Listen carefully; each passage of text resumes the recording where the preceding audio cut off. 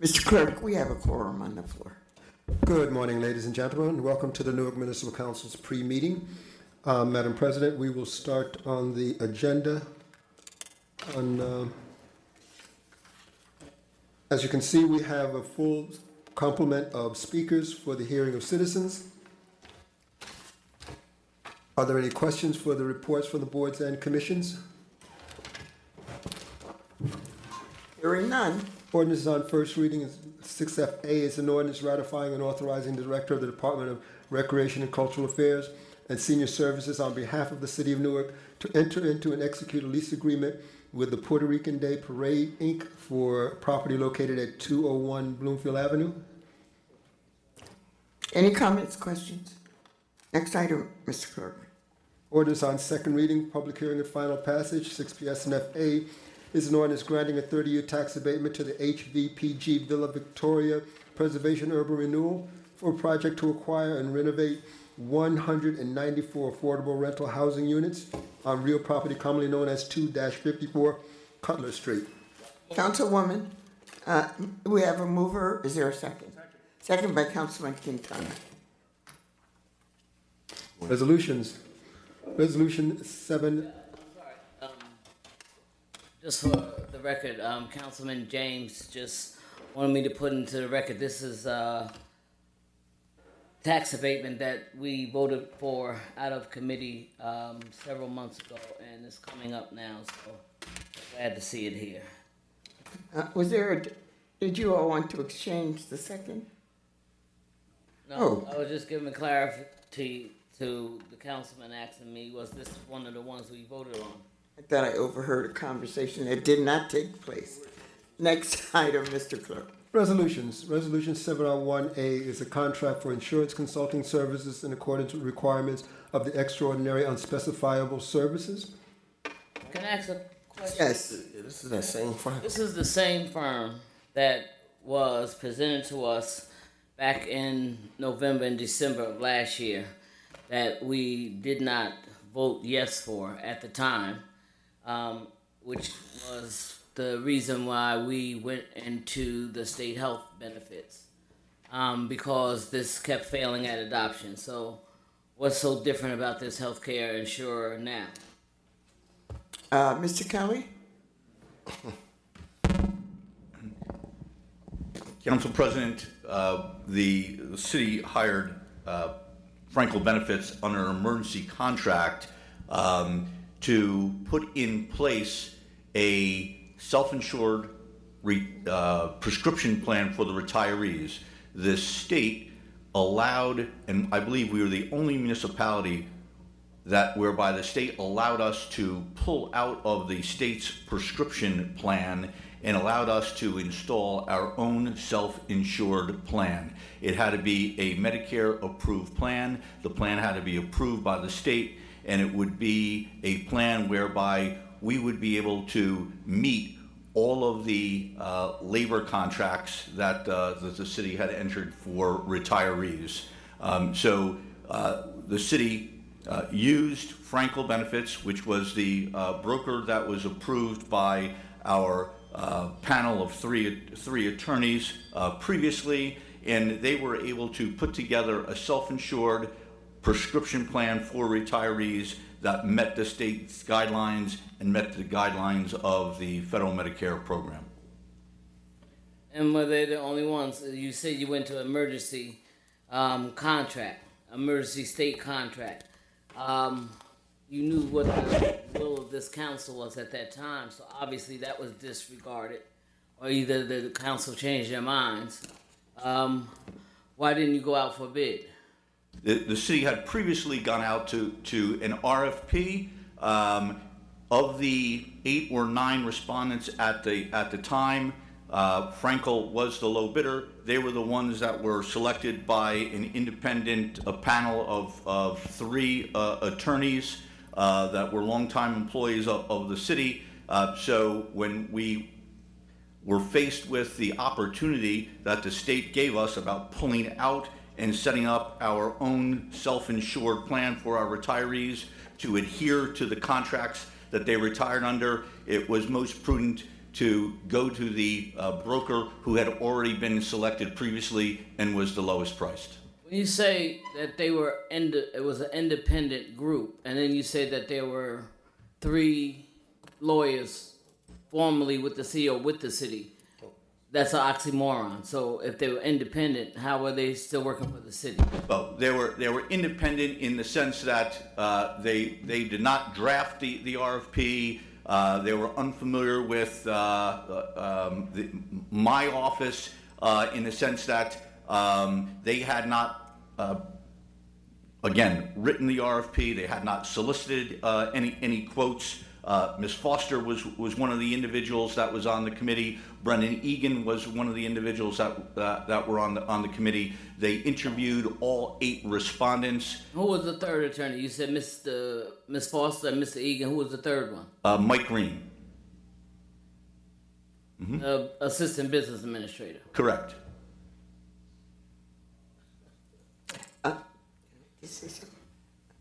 Mr. VA, this particular item created quite a bit of discussion and was ultimately voted down. What has changed, and I apologize to the councilwoman, I was talking as she was speaking and you were responding. What's different in this contract than the previous one? Sure. The original, absent the concept of going out to bid. okay. The original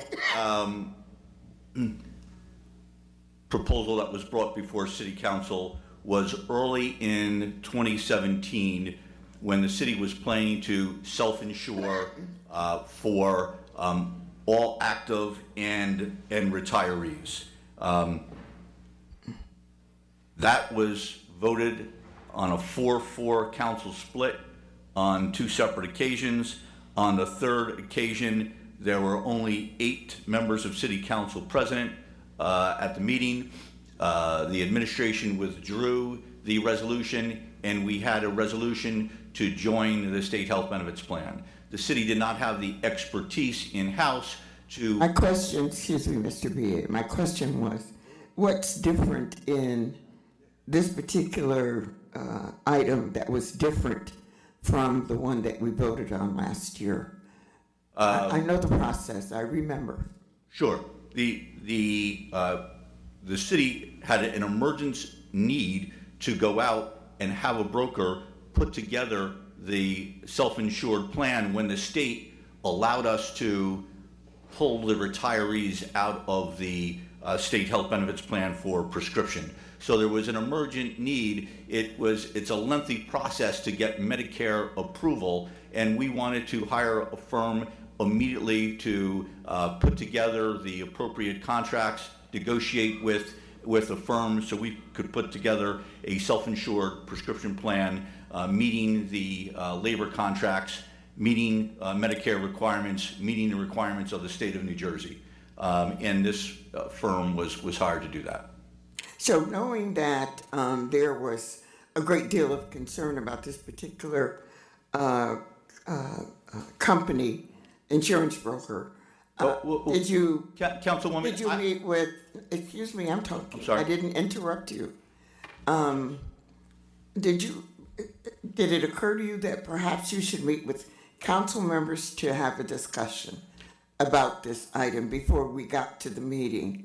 Councilwoman, I don't believe there was concern over this brokerage firm. There was a concern about moving in a direction away from the previous broker. I've never heard any complaints about this brokerage firm. This brokerage firm, again, was selected. As they say, show the videotape. I don't, Council President, I don't recall there ever being any concerns about this brokerage firm. It was about the process. It was about moving away from the previous brokerage firm. And again, there was an opportunity that presented itself by the state making a decision it had never made before, allowing our city to move the retirees out of the state health benefits plan for prescription. Councilman Gonzalez, followed by Councilman Amador. Yes, And Councilwoman Cheney. you referred in most cases here to the past. Let's say they were hired, they did this, they did that. Let's say, why do we need them in the future? Let's say they already did the plan to transfer the employees, let's say, to the Medicaid or Medicare. They did everything that had to be done. Why are we contracting them going forward? Yeah, Councilman, there are many, many issues that come up during the year. I'll give you one just this past week. We have an individual who has multiple sclerosis. The brand name drug is $5,700. There is a new generic drug that is out. That drug costs $4,900, $700 difference. The FDA says that drug is identical to the brand name drug. The National Multiple Sclerosis Society is supporting the generic drug because it's cheaper and more people with MS will be able to afford it. We wanted our retiree to take the generic drug to be able to save taxpayers $700 a month, just one drug. The retiree wanted to keep the brand name drug. I'm sensitive to the situation. My sister has MS. She's in a wheelchair. She used this same drug for many years. She's no longer using this particular drug. But we were able to, with the help of the broker, reach the brand name manufacturer, Copaxone, and Copaxone, because of the brokerage firm, is going to pay the $700 difference between the brand name drug and the generic drug. This is the involvement that we expect, and these anomalies come up constantly. So they are constantly reviewing the billing to make sure. I mean, the city spends more than $100 million on prescription and medical benefits for its active and retirees. I think it's only prudent to have a contract that I would consider less than 1% to a brokerage to assist the city in managing such an expensive plan. The city's total budget is $650 million, and $105 million, or approximately thereof, is spent on medical benefits. Councilman Amador, followed by Councilwoman Cheneyfield Jenkins, and then Councilman McCallum. If I remember, at the time that we decided not to go forward with this contract, I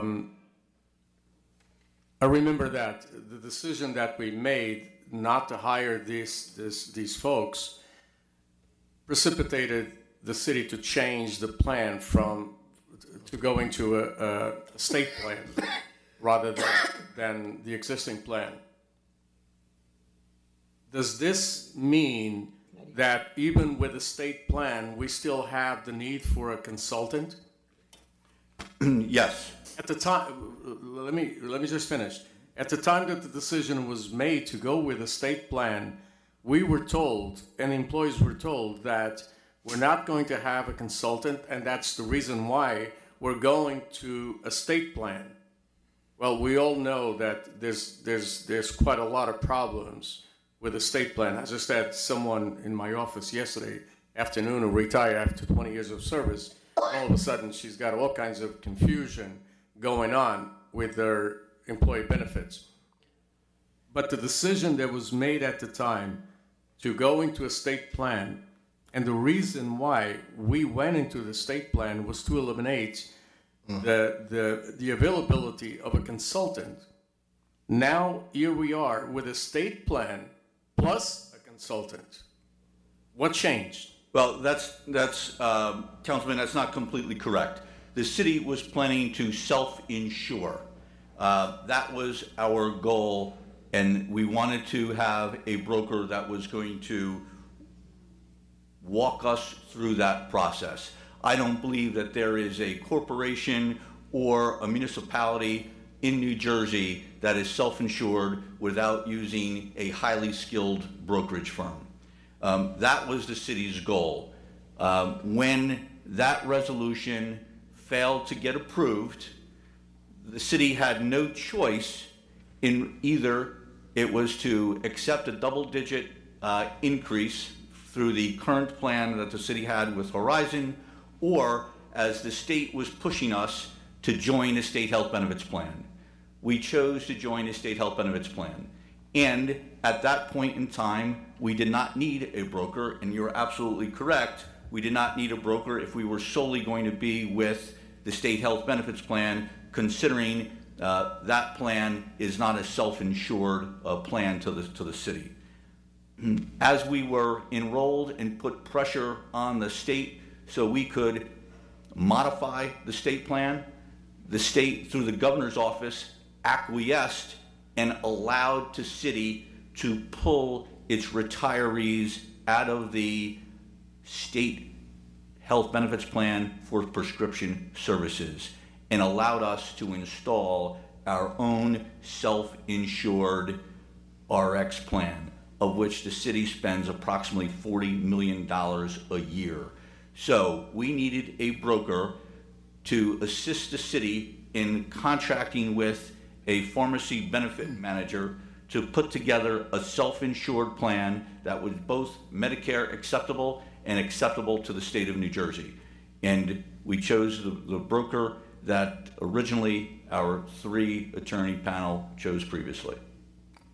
Councilwoman, and followed by Councilman McCallum. First of all, when this Franco benefits was presented to us, at no time did you say that there was a 3-member panel who had reviewed them originally. So I guess they did it after the fact, when you wanted to bring it back. Second of all, when you said the city was moving towards self-insured, we couldn't move towards self-insured because we don't pay our bills on time.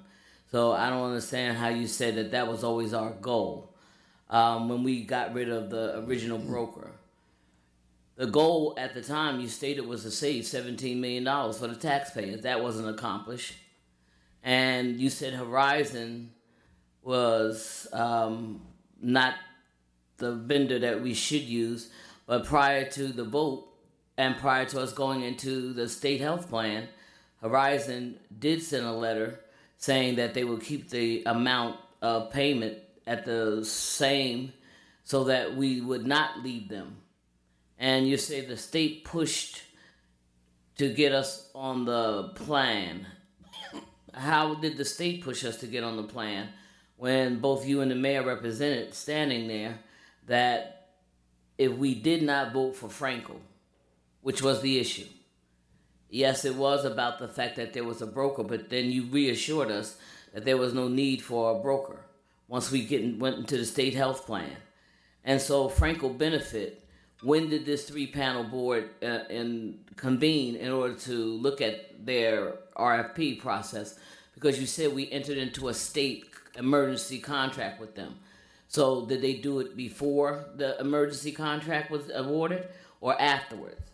Because right now, every statement you've made thus far is inconsistent. So this is a matter of getting what you wanted in the first place, Franco, to have a contract. So the difference, when my council colleagues ask, what is the difference? The difference is this time we're supposed to bend over and take it with a smile. Councilwoman, if you want me to respond, I disagree with most things that you said. Horizon unequivocally was passing along an increase. The state had consistently looked for the city to move to the state health benefits plan. The city was looking to have a self-insured plan. The city dug itself out of a $23 million hole that was left to the Baraka administration beginning in 2013. If you called Horizon now, they would tell you that we were absolutely current on all our invoicing. What I can tell you is that out of a group of 8 respondents, Frankel was chosen by 3 long-term city employees who are all attorneys. What I can tell you is that the city didn't anticipate the state, with the assistance of the governor's office, allowing us to pull our retirees out of the state health benefits plan. Which governor? To create Christie or own self-insured prescription plan. When that, Mr. Kelly, which governor are you talking about? Christie or Murphy? I'm talking about Christie. So you're saying Governor Christie's office allowed us to pull this out? That's correct. Okay, go ahead. I'm sorry. When we were allowed to pull our employees out, we were looking to, based on Medicare law, it is prudent to have a January 1st start date. Usually it's a 6-month process in trying to put together a self-insured, Medicare-approved plan that the state would also approve. We were under a tight timeline. The city did not put out a second RFP. We had just gone through the RFP process recently and had Frankel come in on an emergency basis to solicit pharmacy benefit managers, or TPAs, to put together a Medicare plan, self-insured, to be approved by the state of New Jersey. That was all accomplished, and the plan went into effect on January 1. So when did the panel convene? Panel convened to review the original responses to the RFP back early 2017, I believe. Okay, but this Frankel was presented to us in December of 2016. Then it was not early 2017, it was late 2016. I don't recall exactly when the original RFP went out, but it was from that basis of diligent work that was done. We went out on an emergency basis to hire Frankel. There was not a second RFP that was done. Readily admitted, we needed to put this Medicare-approved, state-approved, self-insured plan in place very, very quickly. And considering the city had less than a year prior gone through an RFP process, went out to select that vendor as the emergency vendor. So in between January of 2017, January 5th and January 10th, to be more specific, when we discussed this in its entirety, when you and the mayor said that if we weren't going to accept Frankel, then we had to go into the state health insurance. After that, when there was still more problems, you brought a different broker who was supposed to be able to take care of the prescription portion, and that was supposed to do the reimbursement card. That was the $250,000 contract, which you said that money was never expended because it was found that they could not use the reimbursement cards. So again, why did you bring that other group here if you had Frankel in the wings waiting all along? I did not have Frankel in the wings waiting all along, Councilwoman. That is disingenuous. You said that we did not have Frankel in the wings, Councilwoman. That is a disingenuous statement. We were contracting with a different firm that specialized in a reimbursement card, where the retirees would be able to go to the pharmacist and use this benefits card to get reimbursed the difference in the copay. The state did not want us to put that plan together. And when they realized that we were being tenacious and the governor's office got involved, they allowed, I believe we are the only city in the state health benefits plan where our retirees are not in the state's prescription plan. That decision was the first of its kind. It was made by the state, and at that point, then we went to Frankel, who was diligently reviewed previously to put together this self-insured plan once the state made a decision where we can take the retirees out of the state plan. So you said Frankel was the lowest responsible bidder, but they weren't the only bidder. So who were the other 7? I don't recall off the top of my head who the other 7 were. You mentioned that was more than a year ago. And you get that You just- information just to recounted us. the fact that I was Absolutely. disingenuous in my statement, so you're recalling what I said, and you're saying that what I said happened in 2017 wasn't correct. So now you can't remember the names of the vendors because it was a year ago?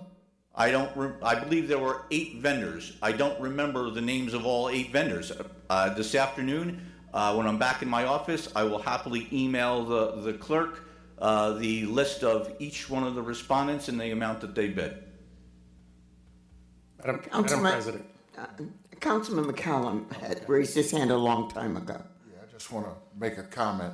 I think it was last January that we voted on this, and we voted it down. And one of the reasons that I voted it down was because I had seen the scores for the RFP, and it was about 7 or 8 respondents, and I thought it was skewed then, and that's why I voted it down, because you were giving it to a contractor in Jersey City and taking off all of the Newark contractors. Now here we are a year and a half later, after we've gone through all of this thing with the police, the fire departments, the retirees, and now you're asking for us to go back to the same company, which is still in Jersey City, and you're asking us to do the same thing over. So to me, it appears that you're trying to just make us take Franco, force us to take Franco, and you coming up. I don't even know what you just said today. You've been talking for a half hour. I got a headache listening to you. So again, based on what I'm seeing, it's going to be the same response. Pardon me. Because I don't think it's right that we go through this whole thing for a year and a half, people crying, calling us, and now we're back here again with the same issues. Now you need a broker. You needed a broker last year. But the arrogance that you don't vote for it, then we're going to go to the state plan. And that's what happened. So here we are a year and a half later. So for me, no. Councilman Amador, and then hopefully we can move on with the agenda. In good conscience, I'm a lot more confused today than I was back in December when we decided to go to the state plan. And one of the things that I like to do is, before I vote, I want to make sure that I vote with a clear conscience. And I don't have that right now. And frankly, what I would suggest is that we defer this issue. If it doesn't hurt anyone, we defer this issue, have a private discussion or a different discussion with a different setting at a different time, and then vote our consciences. Because right now, I'm not ready to vote, and I'm not going to do so without knowing exactly what's going on. So I suggest we defer this item to a different date. Mr. Clerk, we have a recommendation to defer from Councilman Amador. Do we have a second?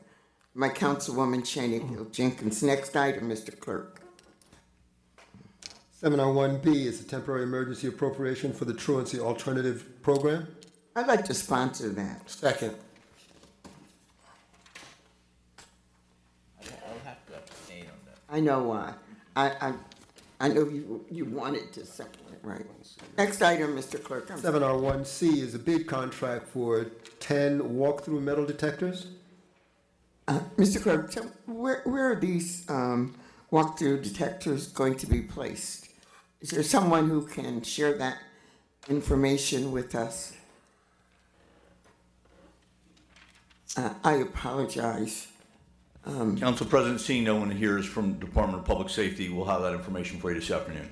I was looking to see if someone from the department was here. Hopefully we can get an answer. Thank you. Next item, I'm sorry. I just want to say that these are very cheap walk-through metal detectors because in the county for a part of one, we pay like $7,000. Wow. The other part, when let's say the one that sees what is going through, we pay $7,000, right? I suppose this one don't allow for packages to go through, only for people to be screened. Maybe they use. These are very cheap. Taking your comments under advisement, Mr. Clerk, to Bridget Perez, I believe, a memo asking her to respond to the questions that Councilman Gonzalez has raised and mine as to the placement of these metal detectors. Yes. And we need an answer by this afternoon. Thank you. Yes, ma'am. Next item, 701D is a bid contract to provide one-time purchase of refuse trucks. This is for 2 refuse collection equipment, rear loader packer, vehicles 32-yard capacity with complete snowplow package. next item, But Councilman Ammon. before we go any further, no one has been more supportive of the changes that are going on in sanitation that I have, at least with the efforts that the director has been put in. However, yesterday, 2/3 of the East Ward, there was no garbage collection. Or the central. We're the central. We don't seem to have our act together in terms of street cleaning. We need to do something about this. We can't continue to do this. Director now. The director. Something's got to happen. I don't know what it is, but something has to happen. We can't continue to get the calls and people yelling and screaming on the phone with us upstairs, and I'm running out of excuses. Frankly, I'm Director. frustrated.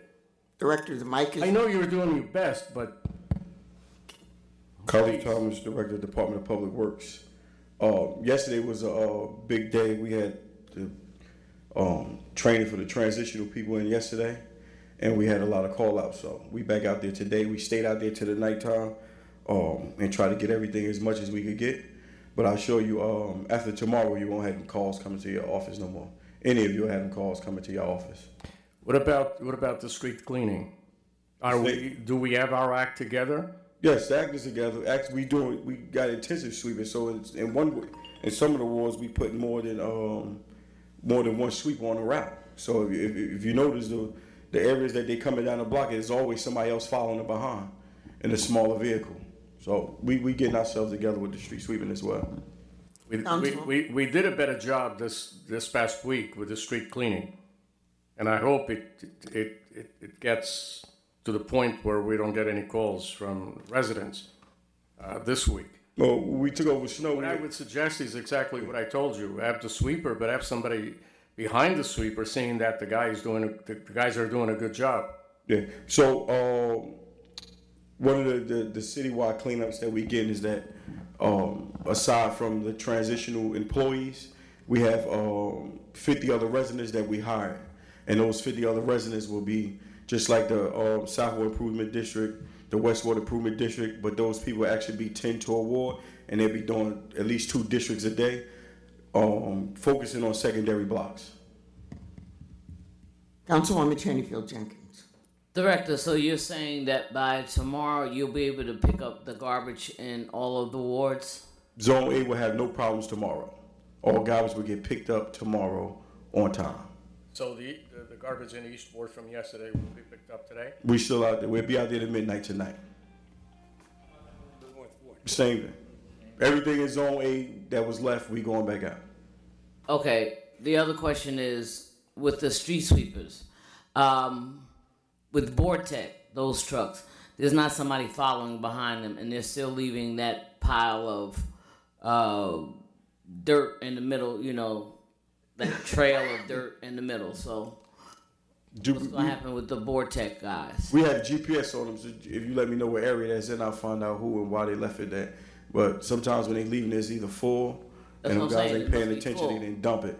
So, and they were supposed to go back and do it. So just let me know what area that was, and I'll find out what vehicle was in that area. Okay. Any other questions or comment? Councilman Quintana. On Woodside Avenue, the street sweeper hasn't been there in a long time. So we have gotten numerous of complaints from Woodside Avenue, from Verona all the way to Elwood. So, the residents in that area have been calling, very concerned. We could have them go through that area of Woodside. No problem. I'm sorry. One other thing. What should we be looking for as far as when the garbage is being picked up? Because right now, a lot of the garbage that's in the sidewalks that have blown into the street and are still on the sidewalk as well, your guys aren't going to be able to do the sidewalks. In front of residents' homes or just sidewalks? Just sidewalks. Well, this new group we got going out there, that's what they gonna help us out with. They're going from the sidewalk to the curb. Okay. From the lots. So we right now we have we working with engineering, code enforcement that actually out there helping us. There's 1,400 lots throughout the city. So we just identifying the worst ones and the ones we go tackle. But some of this stuff could get addressed. Well, most of the majority of the stuff will be addressed at the citywide cleanups that we have each Saturday up until September. So those areas we could get those on Saturday as well. This Saturday we'll be in the Central Ward doing the citywide cleanup. The council, the code enforcement actually going to identify all the areas that's a hazard. We go fix them up this Saturday. So we'll be able to knock out some of those complaints this weekend. I want to thank you, Director, for the cleanup this Councilman Saturday in the James. South Ward. Thank you. Welcome. Thanks. Actually, I'm going to ditto that as well. We are getting less calls. And there was something that was said at our South Ward meeting last night, especially, I guess, for homeowners, but also for renters. There was a time when streets competed with one another for cleanliness, and what the sanitation department missed, we swept our own sidewalk. I'm not talking about beyond the curb, but we swept our own sidewalk. It was a matter of pride and in our neighborhood. So I just plant that seed. We've come a long way from what it used to be, and I certainly am not suggesting that we retrograde, but if in front of your house, especially during this difficult transition, and Director Thomas, I do believe that your heart is in the right place, and that is to make sure every street is swept and kept clean. But we as residents, I do believe, also have a responsibility to help out when there's no help. Now, I'm sure my phone is going to start ringing, but that's my opinion, and we do support. I do support you. Thank you. For working under difficult circumstances. Now I will be ready to criticize when we're at maximum and we're not getting the good service. But you are doing, in my opinion. But with residents is businesses too, because it's an ordinance for businesses that they have to clean in front of their property as well. So we get the businesses and the residents to help out, along with what we trying to do down DPW. We can't get this city clean again. Well, Director, just for the record, there are a lot of people who do clean in front of their homes. Yes. There are a lot of people who are sweeping in front of their streets.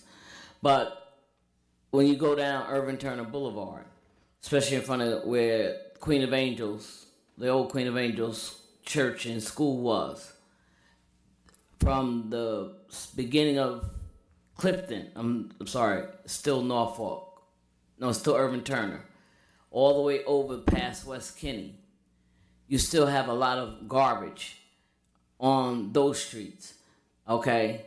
And when you say that we're having somebody follow behind the street sweeper, is that costing us more, or that's just somebody that was already scheduled to be there? It's just somebody already scheduled to be there. It's not costing us any more money. Okay. But Irvin Turner, those locations, you say, is it garbage or debris in the street? You say debris in the street? Debris in the street, and then what has happened on most corridors, the debris on the street has swept up into the area of the fence that's there. And one of the things that I'm noticing more and more traveling throughout the city is, for some reason, around trees, those squares where a tree would be planted, people are using that as garbage cans now. So do we have enough garbage receptacles that are placed in city corners so that people can not throw their garbage in that area because they're killing the tree, but they're also making the neighborhood look horrible. But there's a lot of garbage that still is in the streets. Yes, we just got a extra couple of litter baskets for delivery, and we was replacing the ones that's damaged. But we'll order some more. But the idea for them, I guess, has been past practice for them to put cans out is to go for every other bus stops where we know pedestrians hang out, and that's less likely they'll throw something on the ground. So that's what we try to do with the litter baskets, like every other bus stop on the major corridors. Councilman Gonzalez. Director Thomas, we spend a lot of money collecting the garbage, and I believe we need to educate the people of the city not to throw the garbage on the street. They say, I believe we go to other towns and you can eat off the streets. They're clean. I went to Texas for the seminar that we went like 2-3 years ago, and you can eat off the streets. So why is it that we cannot put the garbage in the containers and we have to, let's say, put the garbage, and you see that driving down the street, people throwing garbage off their cars.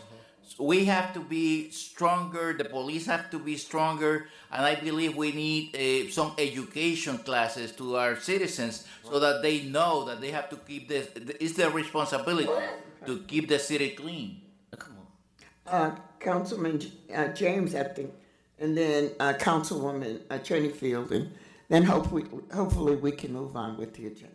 Director, since we heavily rely on public transportation, I'm just going to suggest that we put a can at every bus stop because we have, massive amounts of people waiting at every bus stop instead of every other. I think that might assist. Thank you. No problem.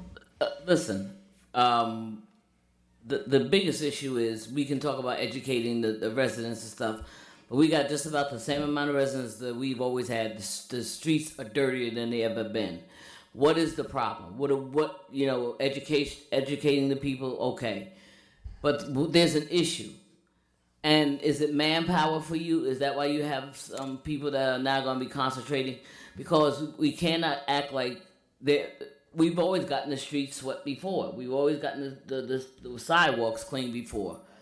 And so the issue is, what do you need to make sure that you have the ability to get the streets, the corridors clean again?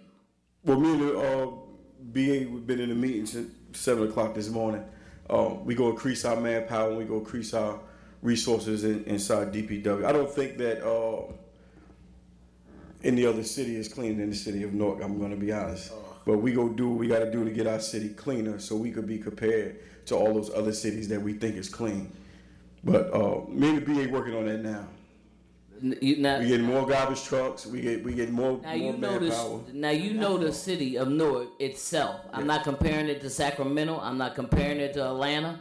I'm not comparing it to Las Vegas. I'm comparing it to Newark. The Newark we have now is much dirtier. So that's what I'm asking you. Do you need more staff? Do you need more equipment? What is the problem? Because we definitely have a problem. It's the resources. It's the resources. That's what me and the BA met about this morning. It's more staff. We're going to get more staff. We're going to increase with more garbage trucks. We're actually looking at smaller garbage trucks that do different type of areas. Besides riding down the street throwing garbage in pickup trucks, we try to get 4-yarders. So there's a number of things that we're working on now that give us the resources to get this city clean. And the back then it was a lot of manpower back then. Now it's not enough manpower. So back then it was more than what I have now. That's what I'm saying. So what was the number that used to be there that you don't have now, so people can understand that? That's what we're working on now. We're trying to increase the manpower down there and give people different tasks to get this city clean. Councilman Amador. I think that the problem is twofold. One is probably the reduction of resources in your staff, in your department, and at the same time, this mentality that has existed in the city of Newark for a long time, that anything goes in the city of Newark.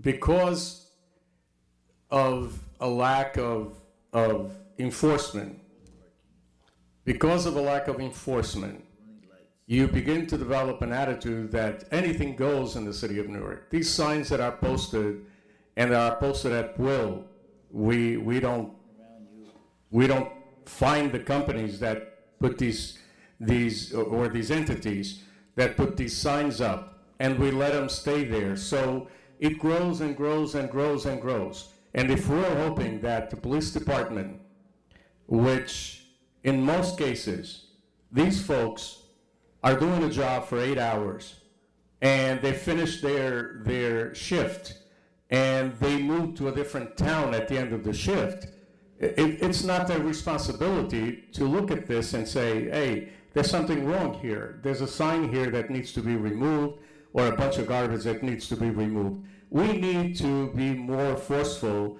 with the rules. The residents are looking for the city to enforce. This past Saturday morning, while I was knocking on doors, I came across two folks who moved from California into the city of Newark, two young folks. They work at the airport.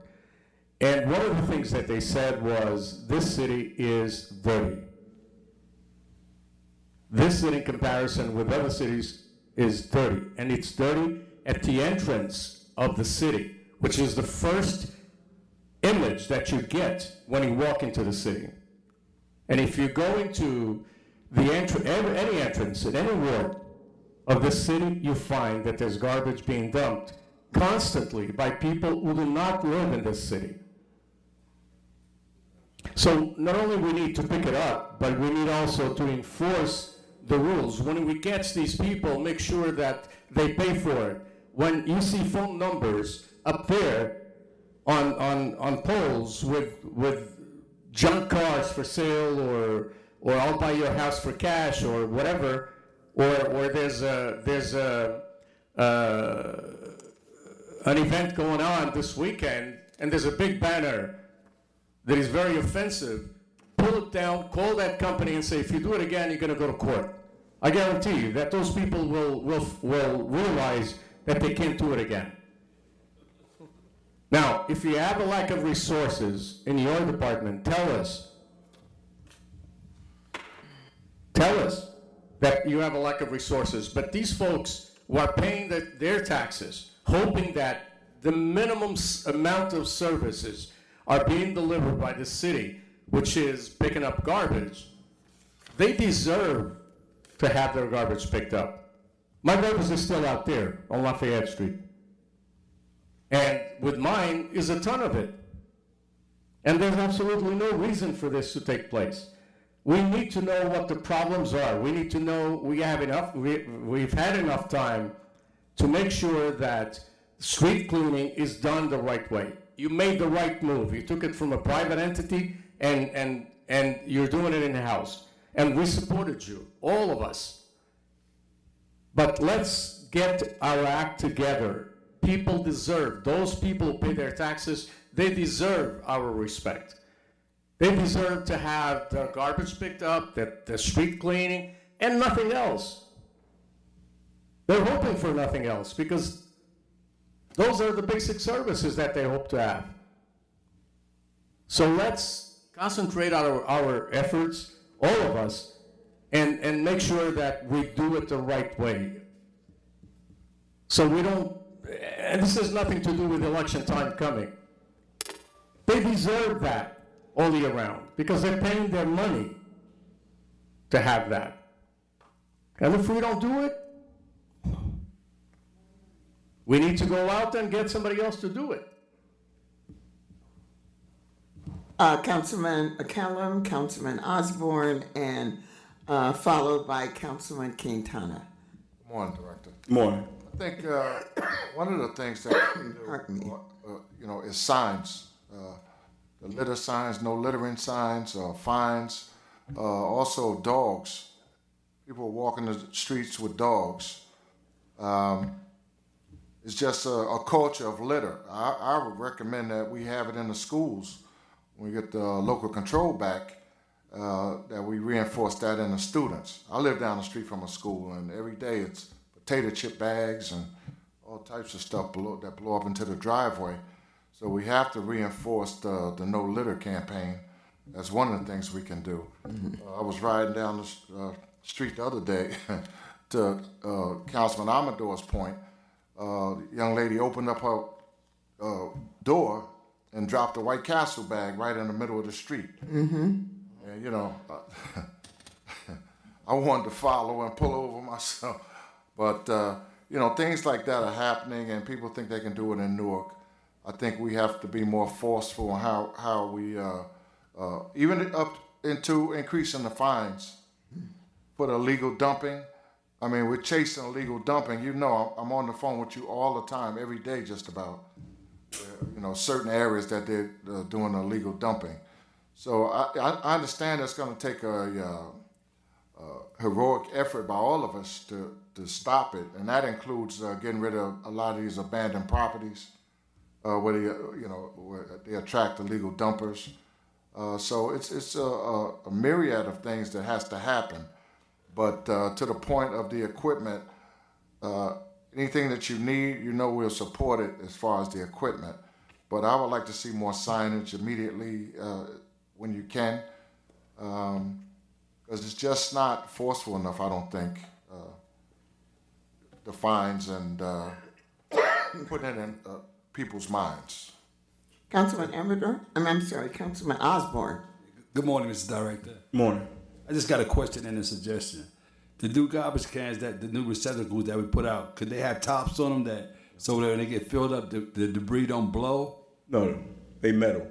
And the other question was, when people set the garbage out on the curb, it has to be in the garbage can? Because I know a lot of people just throw them little bags out, and the dogs and the animals come along and rip them up, and that garbage is all over the place. Yes. It is supposed to be in the garbage cans. So we should start enforcing that. Yeah, we're actually doing, well, the department worked, our recycle coordinator, and they working on the no litter campaign as we speak. They got the flyers already ready. They just ready for distribution. Can I also, just to finish, can I also make a suggestion?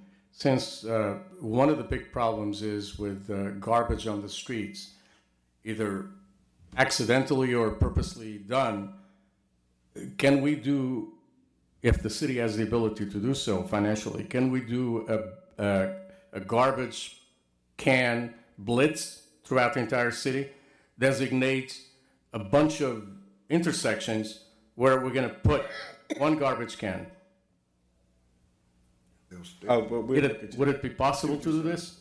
I have to find out. I have to look into that. If you have an intersection of two streets, for example, 4 corners, designate one as a point where a garbage can be placed. We haven't done this in over 10 years. Mm-hmm. And that's probably the reason why the city looks so dirty, and people just don't have a place to put it, so they put it on the street, on the curb. Do a blitz throughout the entire city. Designate intersections where you have 4 streets coming or 2 streets coming together, and you have an intersection of 4 corners. You designate one as a point where you're going to put a garbage can. Okay, no problem. So, do we have the additional money to give for these workers, Mr. BA? Because you know what, I heard what everybody was saying, but this conversation, I love you, Kyle Leaf Thomas, but at the end of the day, the city is dirty, all right, and we trying to act like it's the residents by themselves, when in fact we've always had a shortage of garbage cans at points in time. So is he getting the budget, and where's the money coming from to pay these additional workers? Well, there are a number of trust funds. The Clean Communities, there's Clean Communities money that the city has collected over a number of years. There's a municipal tonnage grant, and all these trust fund items can be used for both employee salaries and equipment. Please state your name. You didn't state your name and position for the record. Council President Jack Kelly, Business Administrator. Thank you. Councilman, I'm sorry, just one last thing. Is there any way we can look at, instead of getting the garbage cans that are the wire garbage cans that they turned around and you have to chain them to a fence, somebody cuts the chain, take the doggone garbage can and take it to recycling, melt the sucker down and get some money for it. So are we able to get different kinds of garbage cans that are a little bit more heavier, like the ones, Councilman, and not a lid, but maybe the one that has it where it has like a rounder hole and it has the inability for the garbage to fly off it as quickly with the wind? Sure. There are a number of items similar to that on state contracts, so we wouldn't even be required to put out a bid. But I will work with, and we met at 8 a.m. this morning to tackle some of these issues.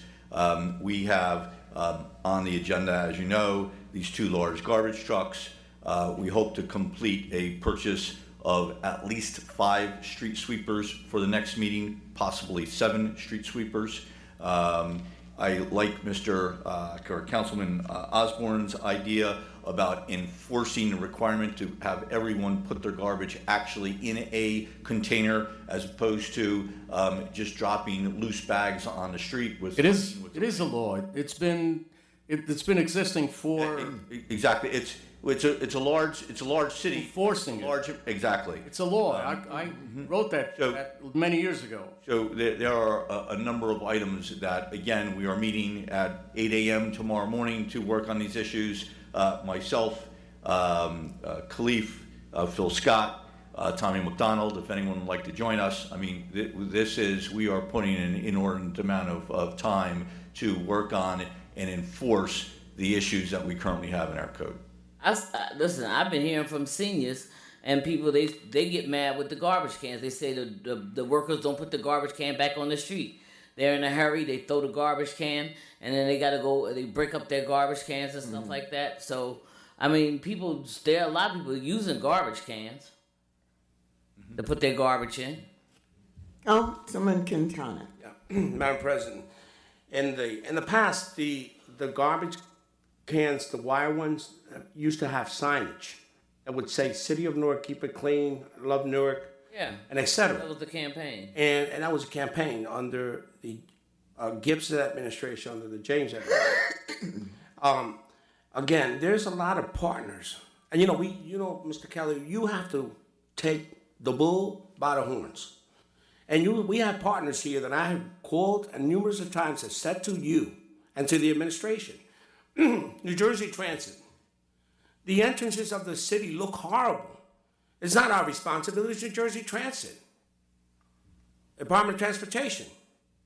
The bus stops, those are not ours. They should. They go up to Broomfield, they go to Cedar Grove, they clean up around wherever the light rail is. You're right. They're cleaning up that area. When it comes to Newark, they don't.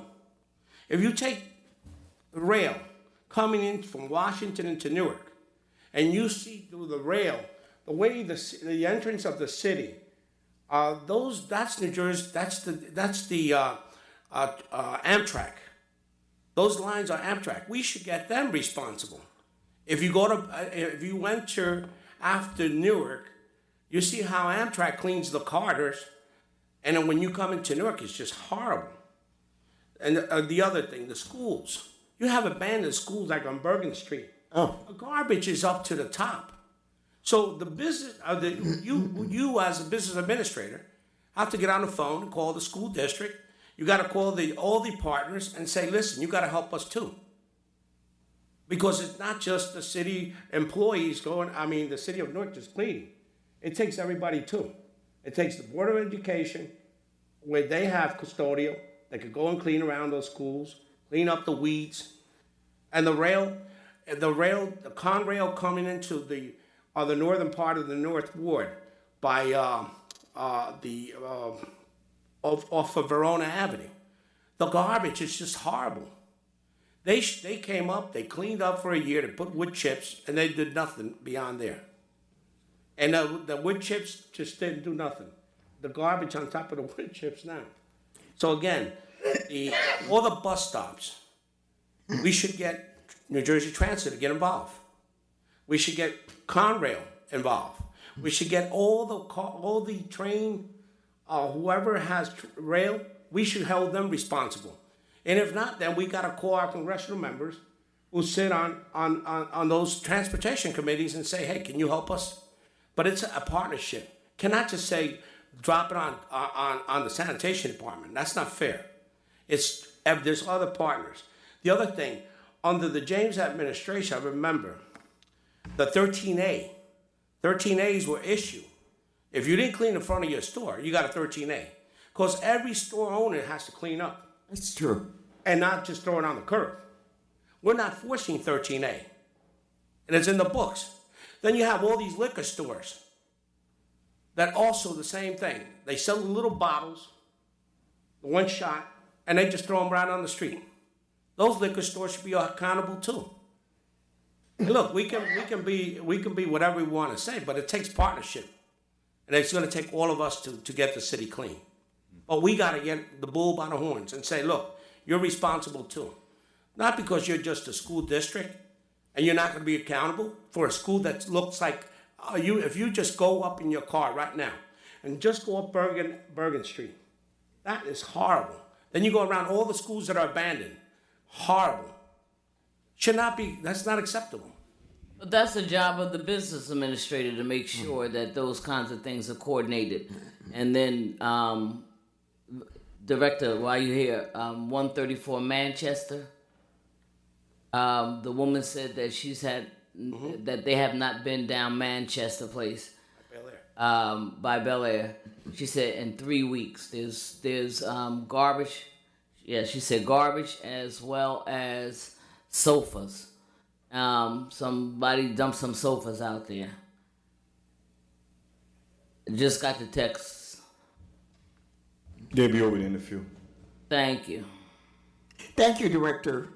Oh, I'm sorry, Mr. Kelly. You mentioned a meeting tomorrow. Where's that meeting going to be at? 8 a.m. room 205 here at City Hall. All right. I'm sorry, could you repeat that again? Sure. 8 a.m. here at City Hall, room 205. And for those of us who might not be able to attend, will we be given a comprehensive plan that is going to be addressing this issue? Yes. So all the council people will be getting a comprehensive plan as to how the sanitation workers are going to be resolving the issue in addition to the street sweeping going forward. That's correct. Thank you. Thank you. Mr. Clerk, next item. 7R1E is a bid contract to provide software, hardware, equipment for the safety of the city of Newark. Next item.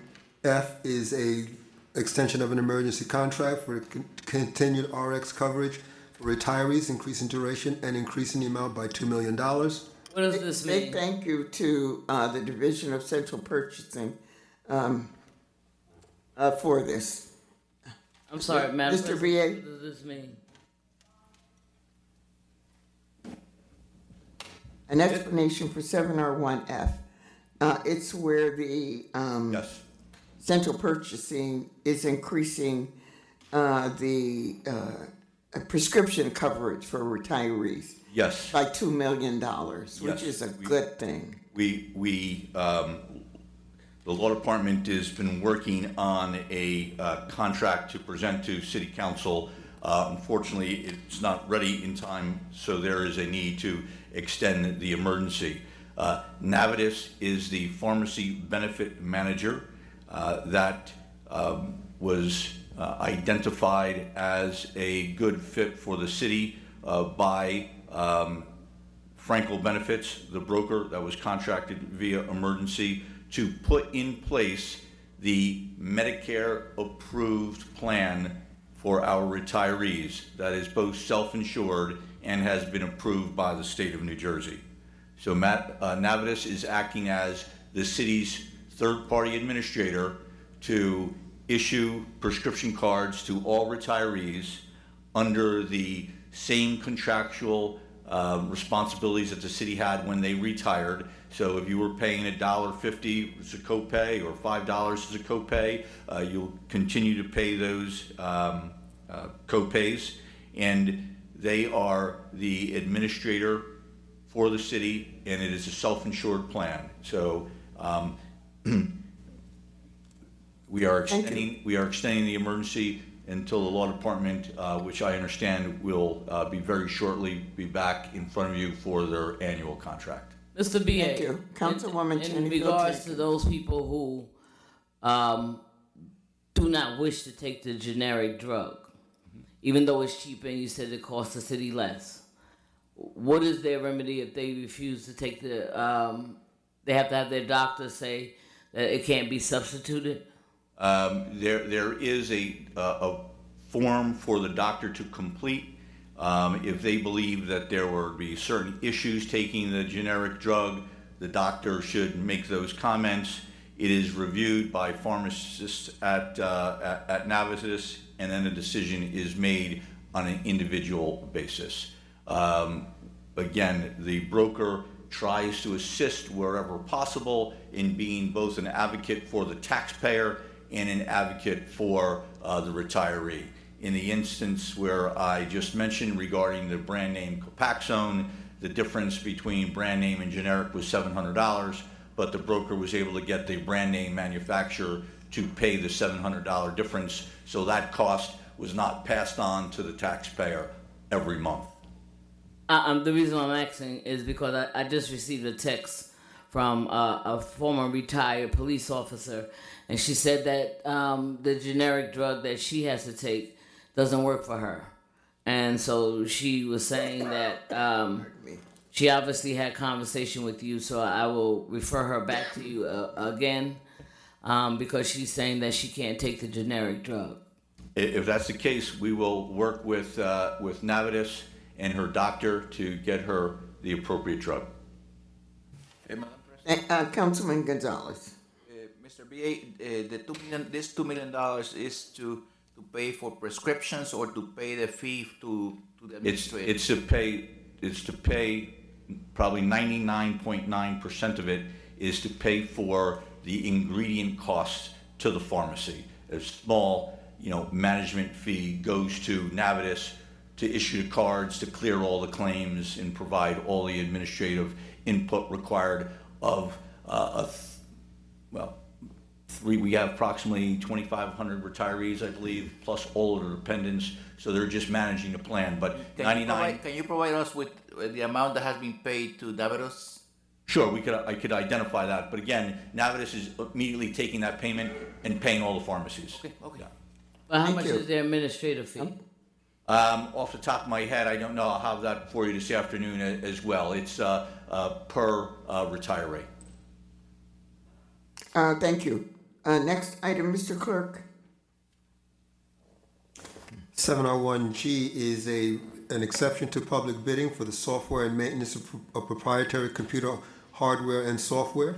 Any comments, questions? Next item. Why is there an exception? It's proprietary. Mr. Weiner is in the room. Good morning, Madam President, Good morning. council members. Seth Weiner, Manager of the Office of Information Technology. This is our contract for a 2-year with a 1-year option to renew to manage all of our Microsoft licensing. Microsoft is used on everyone's Windows PC. It's used for everyone's Microsoft Word, Microsoft Excel, all of our email, all of our Windows servers. And since we can only buy it through them, this is the exception.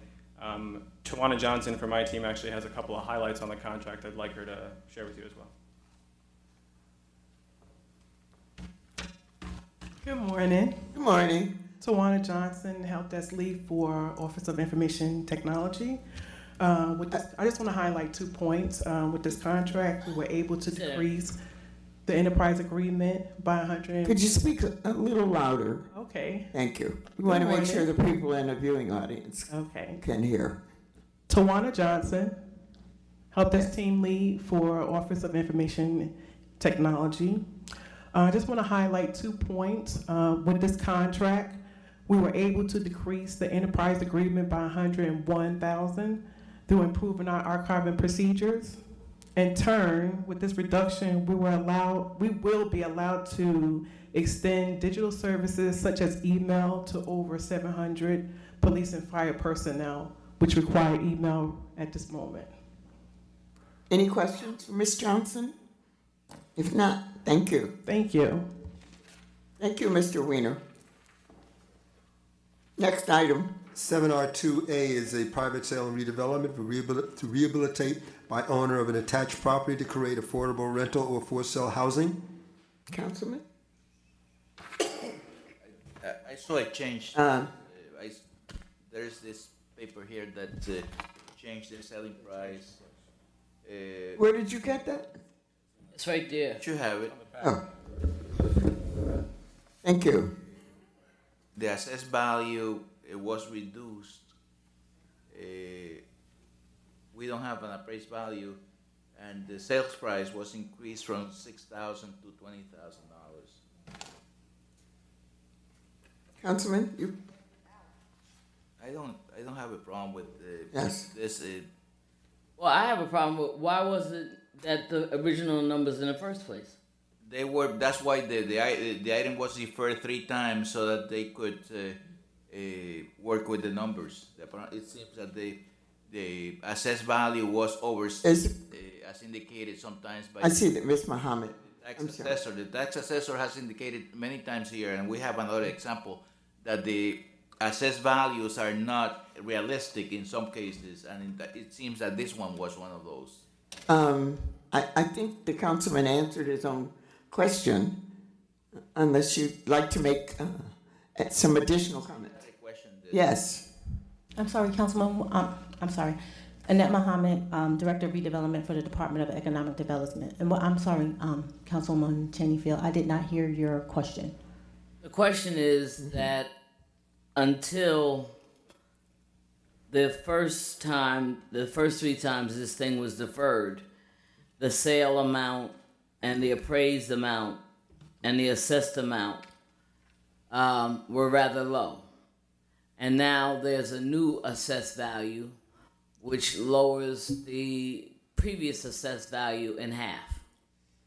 The appraised value is still not applicable, but the rehabilitation cost has changed from the comparable value, and the sales price has increased. My question is, why wasn't that done in the beginning? Why wasn't the new information that we have given to the council? So they just struck in half the assessed value.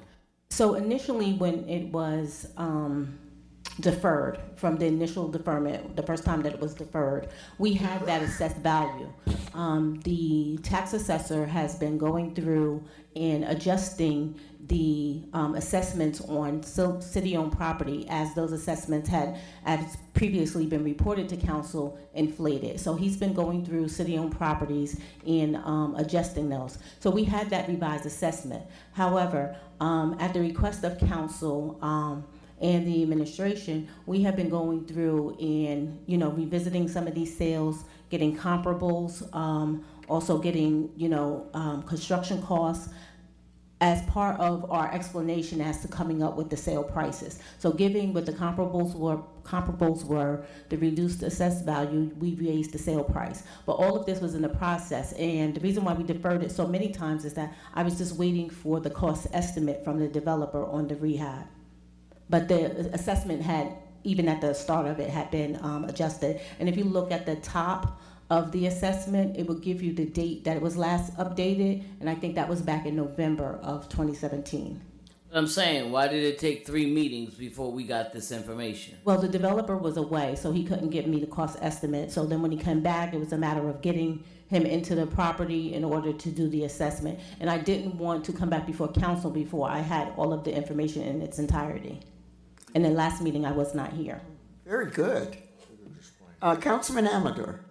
Since we have made some changes on this, we're still voting on the old information that we had. Oh, so no, I wanted to change before we vote. Correct. So I wanted to provide this information to you at the pre-meeting so that it was not deferred again, but I will be providing that information in memo form to the clerk so that they can change the Ledger Star file.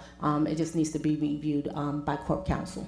Because we can't vote on these old figures. Right, but before it comes up for the actual meeting, we'll have that information uploaded. If I may, Madam President, Councilman, in order to proceed with this, we're going to have to amend this on the floor to change these numbers. We can amend it on the floor, Ms. We'll do that Muhammad. at the meeting Okay. tomorrow night. I don't have any problem. At Yes. the request of the clerk, I'll still provide, the updated Thank you. documents. Thank you. Mr. Clerk, next item. 7R2B is a resolution for the private sale and redevelopment of the construction of affordable and market rate residential housing. Councilman, do you have a sponsor? I'm sorry. This is the one that I have asked, how many units of affordable housing are intended to be constructed, and it seems that that information has been lacking for the last two meetings. Council President, esteemed members of the council, Carmelo Garcia, Director of Economic House Development, and we apologize for that, Councilman Gonzalez, but we definitely know that the full description, the developer was reconsidering sort of either increasing, and he's staying at the 42 units, and 20% will be affordable. Any other questions? Thank you. Is there a mover? Is there a second? Second. Gonzalez. Next item, Mr. Clerk.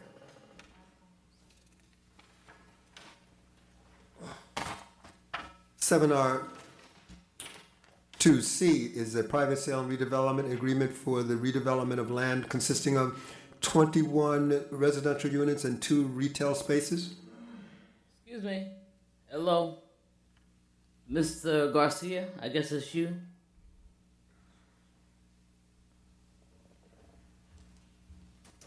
Yes, Councilwoman. I've never seen this until yesterday when I reviewed the agenda. But who is Gomes and Gomes Development, and what are their plans for these areas on Orange Street? So we have the redeveloper here, Mr. Pedro Gomes, who I'd like to ask him to join me.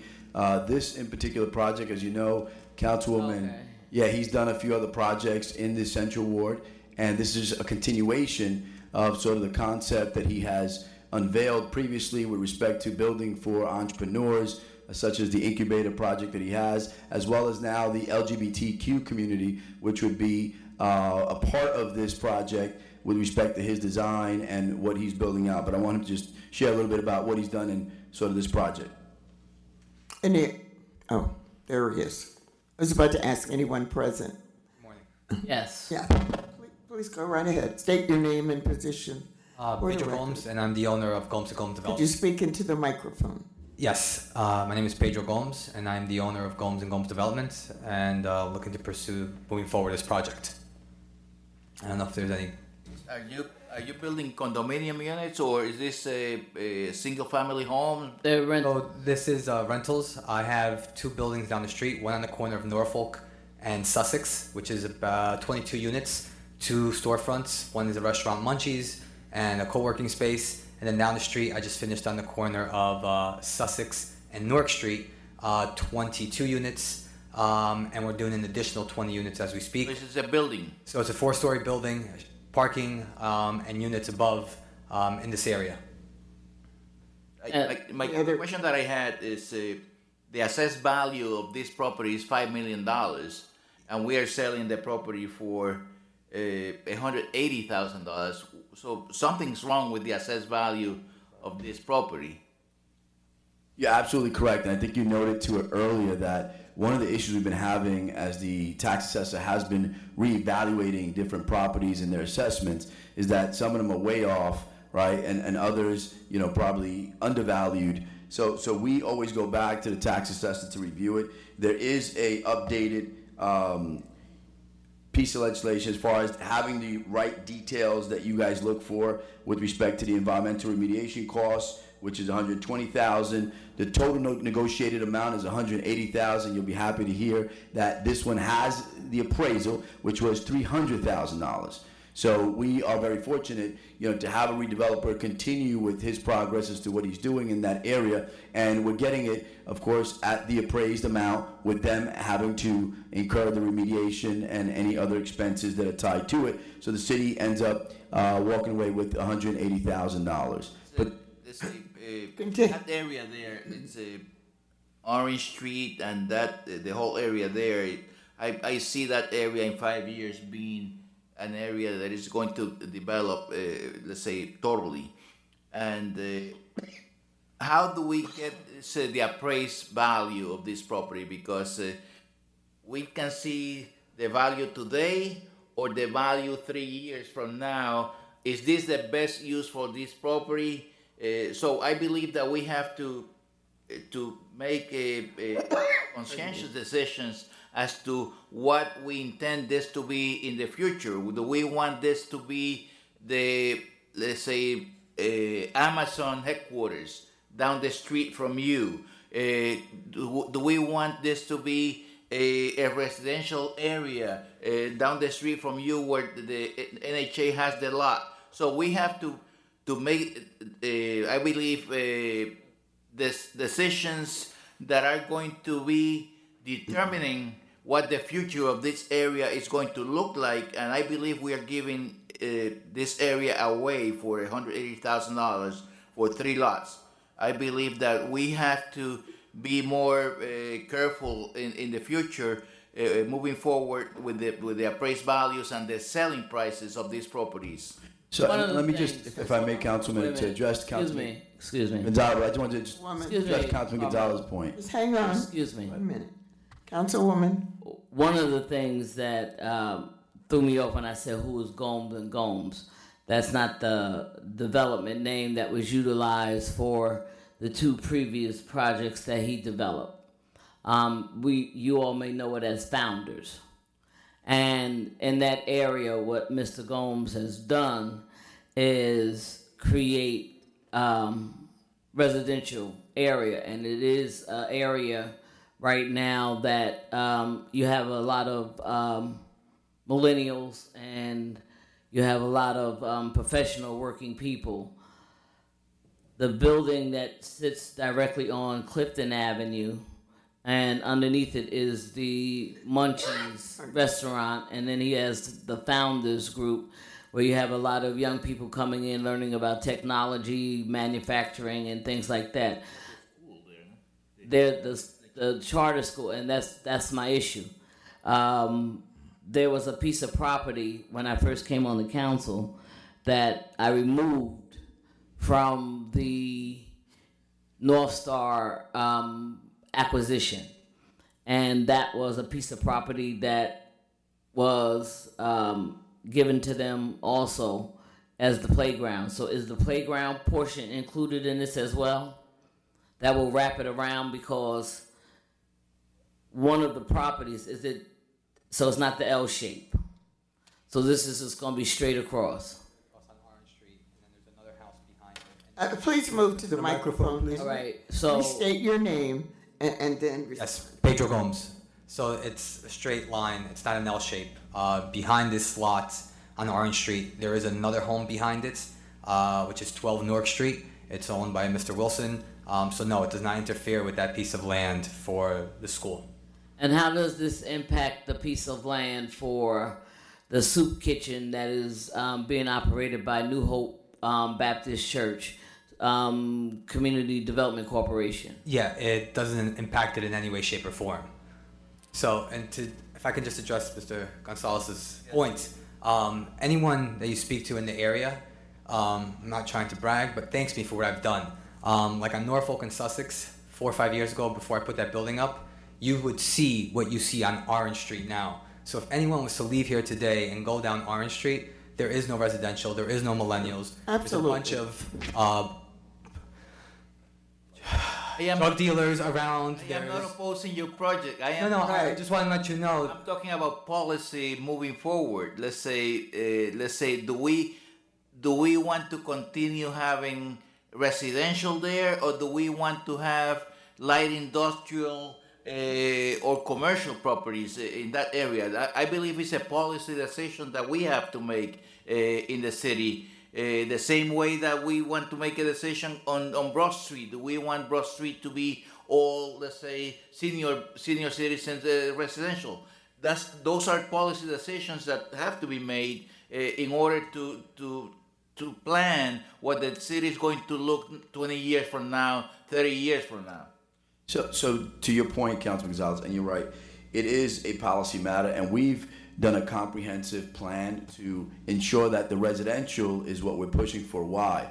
Because as we're making our bid to Amazon, right, if they're looking to bring in 8 million square feet of commercial and residential, we need to make sure that we have the residential units at that time from market absorption standpoint to house their employees, right? And to also attract, our own folks to benefit by being near the light rail and the Broad Street train station so that they can also commute and work into the city. So that's what we've been focusing on. So from an urban planning position, we are pushing more for a mixed use of residential and retail to have vibrancy in that area. We have Baxter Terrace 2 and Peddler Square. That's an assemblage of potentially doing a big box and residential there. So all of that will be, intricately woven. But at the end of the day, unless we can prove by stimulating more redevelopers to take action and invest and take the risk,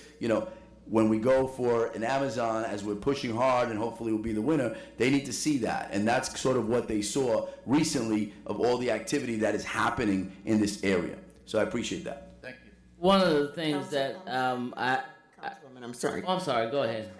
Osborne, his hand. Yes, sir. Got a related question to that. You made reference to the other jobs that you did in the community over there. One thing I did notice that when you was building them buildings, I didn't see a lot of Newark residents working on them projects as far as building them. I know you had IB and construction out there. You said you did see a lot of Newark. Didn't see. Well, then I will have to stand behind that. I grew up in Newark. My parents still live in Newark. I lived here most of my life. And I would say 90% of the people that worked on that job site were Newark residents. So Portuguese Steel is on South Street. I spent $70,000. Well, Pacific, they didn't hire no African Americans to work on the project. And I know some that went there looking and was certain. Okay, so when you said Newark residents, I can definitely vouch behind that. Growing up, I grew up in the Ironbound. A lot of Portuguese, a lot of Spanish, a lot of Brazilian. That's the people I was around most of my time. And my father is in construction.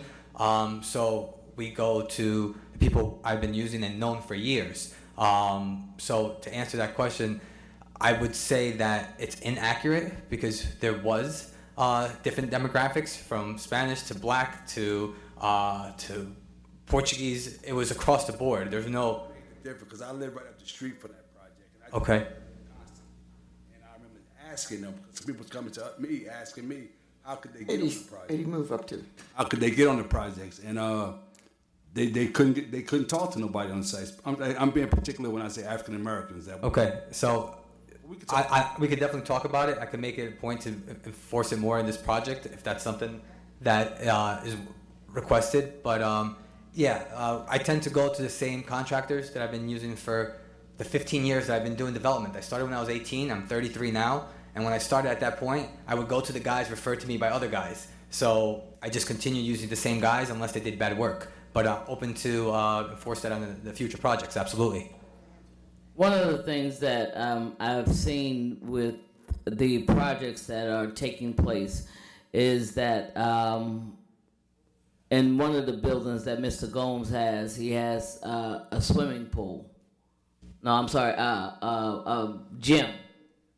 Yes. And the other one has so what I'm trying to do is rooftop. So he's making sure that if residents, instead of them staying in their particular apartment building and just utilizing the services in that building, he's forcing them really and encouraging them to cross-use the amenities in the various buildings so that they don't just stay in their own silo. The only question I have is, which property was it, Mr. Garcia, that was the property that was removed from North Star? Was that 262-264? Or was this all three of them? No, none of those were particular to North Star, to my knowledge. It's Muhammad. There was a property that I purposely took off at the time because they wanted to use it for parking and playground. Right, it was the three of them. It was actually. Thank you. They kept the ones on Newark Street, and you took those three out on Orange Street. Yeah. Okay. Thank you. All right. Any other questions? So you mentioned LGBTQ being able to have housing here. What are you proposing? Is there a percentage of the housing being dedicated? haven't set anything in stone. I've spoken to Susu about that. We've tried to allocate maybe other sites as well, potentially, to do this in this area. But at this point, it's just something that we're working on and trying to identify exactly how we're going to do it and how to promote it and to accomplish it. Okay, but you represented that's part of the plan. So is it going to happen? I know you're talking with Sue Stewart from the LGBTQ Commission, but are out of these 21 residential units, are any of these being specifically dedicated for members of the LGBTQ community? Like I said, when we first started this project, this was back in July of last year at some point. Yes. That wasn't even a part of the conversation. Now it's become part of the conversation and we're talking through it. But when this was submitted, like I said, back in July or June of 2017, almost a year ago, that was not a topic. We're currently trying to figure out how we implement it. Haven't gone to the legalities of it or the details of it, but it's something that I am working on hand in hand with her. Okay. Thank you. And whether it's... Thank you. Are these rental units? Yes. Yes, sir. And, are they affordable or are they market rate? No, these are all market rates. Market rate. Yes, sir. All market rate. Thank you. Thank you. Next item, Mr. Clerk. 7R2D I'll be the mover on that one. Oh, I'm sorry. Mr. Clerk, can we go back? Councilwoman wishes to sponsor 7R2C. Second. Is there a second? Councilman Osborne? 7R2D is the acceptance of grant funds to train TANF clients. Next item. Mr. 7R. Clerk, I'd like to sponsor that. I second. Seconded by Councilman Gonzalez. I see Deputy Mayor Rahman Muhammad here. What are they being trained in specifically, sir?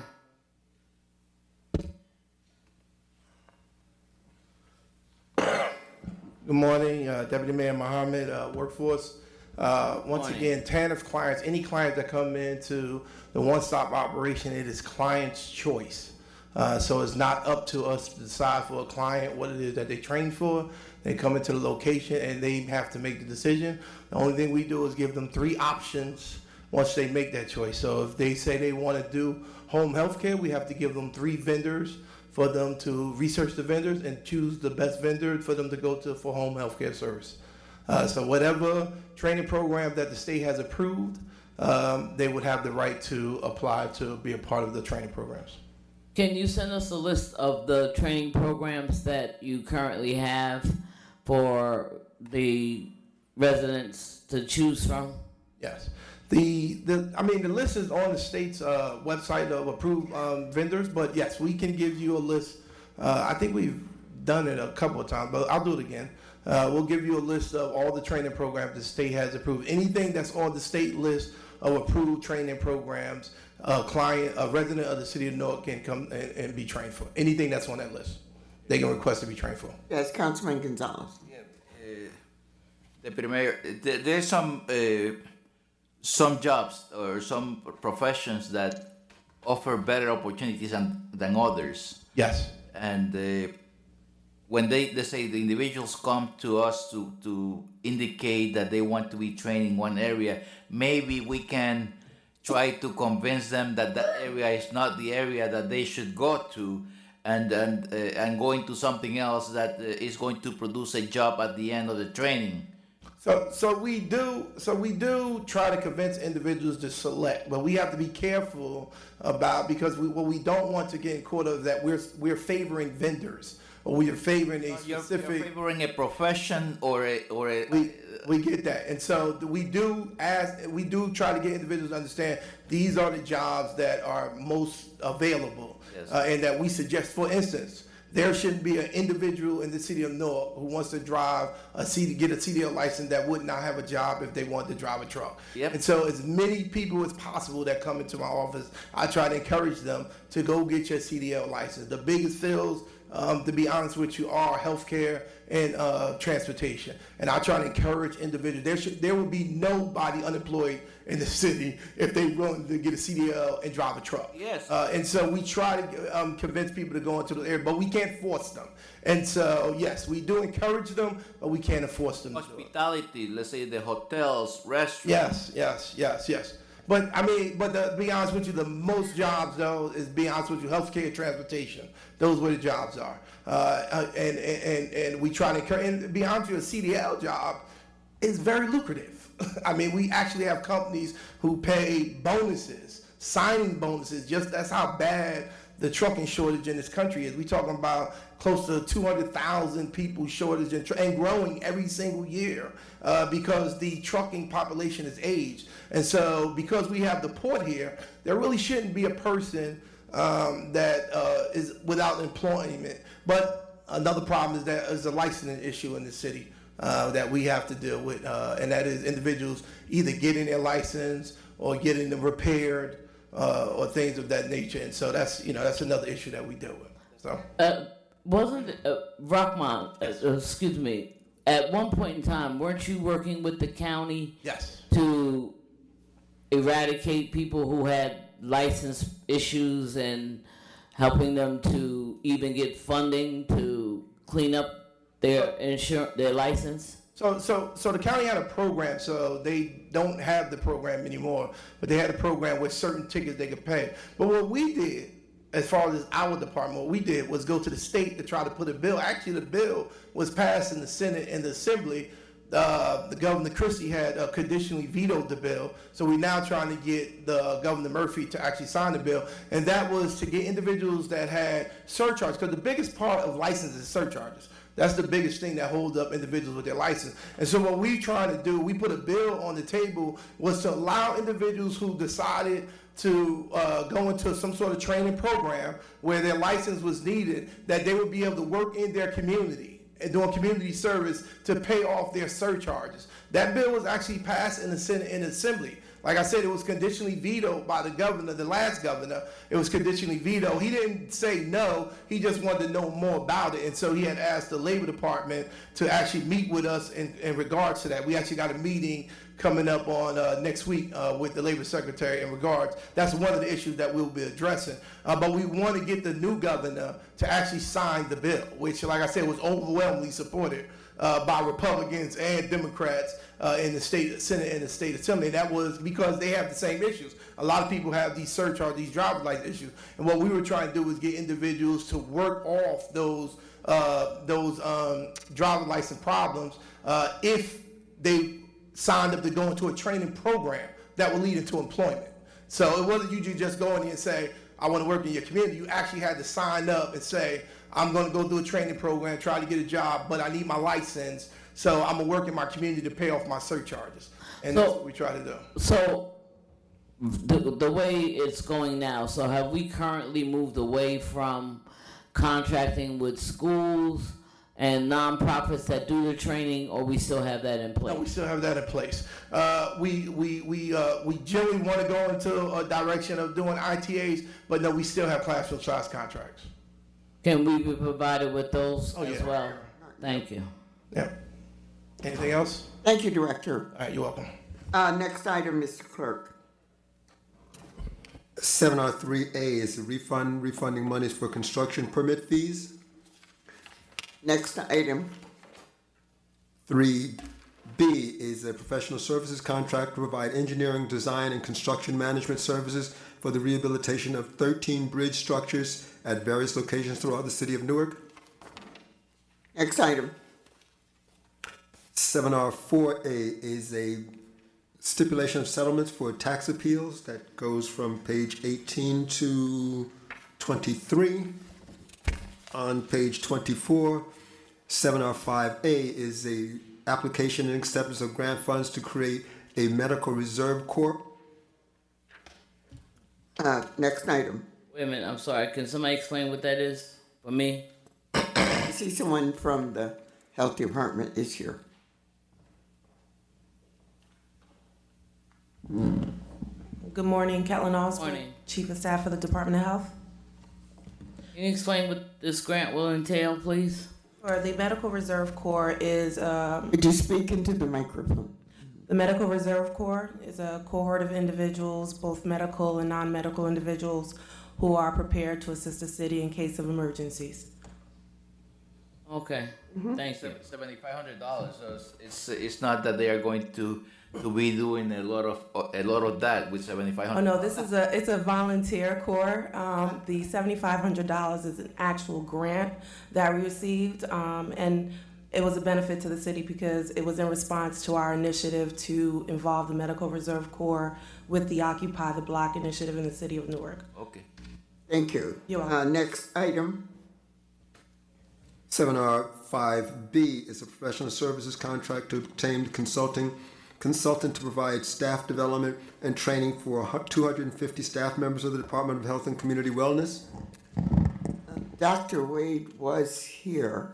Are there any questions about this particular position? Yeah, I think it's what are kind they of training them to do? So, Dr. Elvin Montgomery is a professional psychologist. He earned his degree from Columbia University. His expertise is in organizational management and capacity development. He's working with the employees of the Department of Health and providing customer service training and professional development training, helping us to interact better with each other as well as with the community. So we're conducting exercises in how to de-escalate tense situations, conflict resolution, conflict management, etc. Madam President. Yes, Councilman James. I'd like to thank Dr. Wade and the Health Department for having someone with such an excellent background to be able to teach 250 staff for only $25,000. Because I assume there are going to be countless hours involved in this training, and ultimately it will give the Health Department better customer service and better treatment of patients who are coming for health care and health-related services. So thank you. As well as the employees, right? This is for the employees as well? Yeah. For their interaction amongst each other as well as with the clients, Dr. Wade? Dr. Mark Wade, Director of the Department of Health and Community Wellness. Yes, the training is customer service training for the 255 employees of the Department of Health to help them better be able to interact with clients of the department for health care and all the other services, as well as how to better interact with one another and their supervisors. Councilman Quintana said every department. We should have that at every department. Every single department. Customer service, firstly, because sometimes people just leave City Hall frustrated. The way they're treated, the way they're talked to, and no one, whether they agree or not agree, deserves to be mistreated. No employee. So again, I think it should not only be in the health side, it should be at every aspect of customer service, from paying your tax to paying your water bill to whatever it may occur, or a ticket at the courthouse, going to the courthouse and paying a ticket. There should be some customer service with some kind of namage. Hello, my name is, and so, and also teaching some folks not to be eating at their work sites, because it's not a good a way of doing customer service. The city clerk too, his office downstairs too. It should be everyone included, customer service. Because people go downstairs for marriage licenses and etc. It should be every single person across the board. Madam President. Yes, Councilman Gonzalez. Is he charging by the person or is he charging a flat fee? He's charging a flat fee. So we might be able to increase the number of people that are trained. Yes. And send people from other departments. Absolutely. This particular resolution does have great potential. As Councilman Quintana has already indicated, for the entire administration and council and us. Yes. As well. So congratulations for thinking out of the box. Wait, where are you having the training? Yeah. The training. Where? Don't tell him. He's going to try and send the rest of the city. Don't tell him. The training. Where is it? The training happens in the Department of Health. We've divided our staff into 6 groups depending on the type of of training they need depending on the type of work they're doing. And so every employee is going to get 6 2-hour sessions, which occur every other month. So there's 6 sessions every other month for the 12-month period of time to give them as much as we can give them with this contract to be better prepared to provide. Are we allowed to attend, or is it a closed process?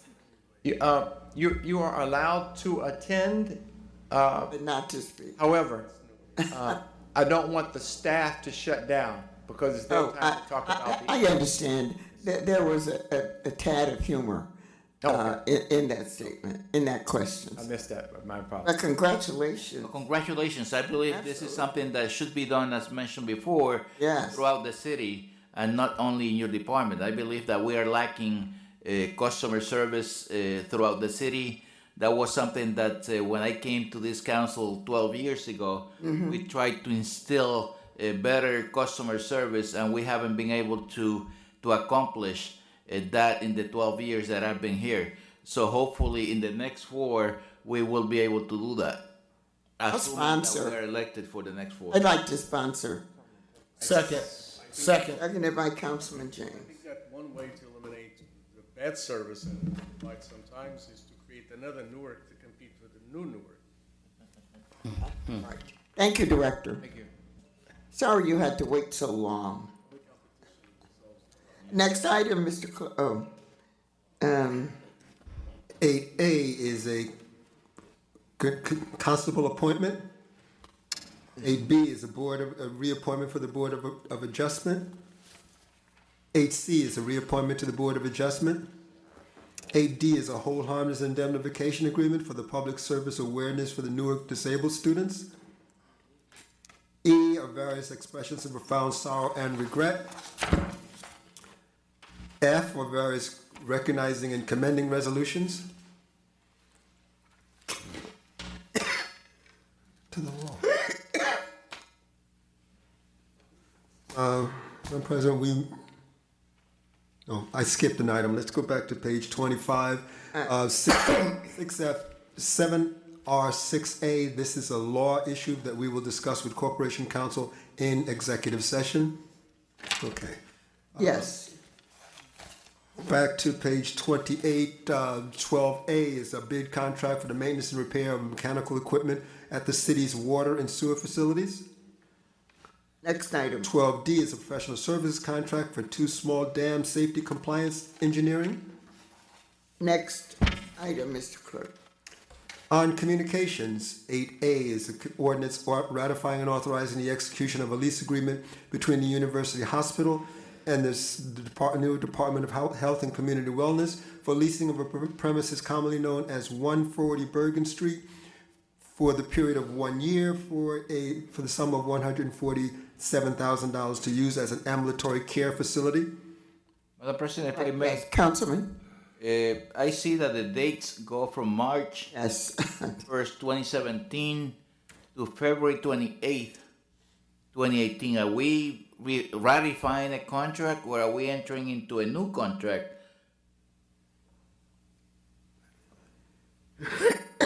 Dr. Mark Wade, Director of the Department of Health and Community Wellness. This is to, if you will, ratify a contract that was in place for the past year. We're going to renegotiate a new contract moving forward. So this one here is we have been paying rent monthly to the lessor without having a contract for a year. Without it coming before this body for a year, Yes. correct. We may even owe them. But we should try and do it prospectively and not in the past. Of course. Moving forward, Doctor, it's I believe it creates a bad practice of having a contract that already expired approved now. Yes, sir. So what are the services that are being provided there, Dr. Wade? Yes.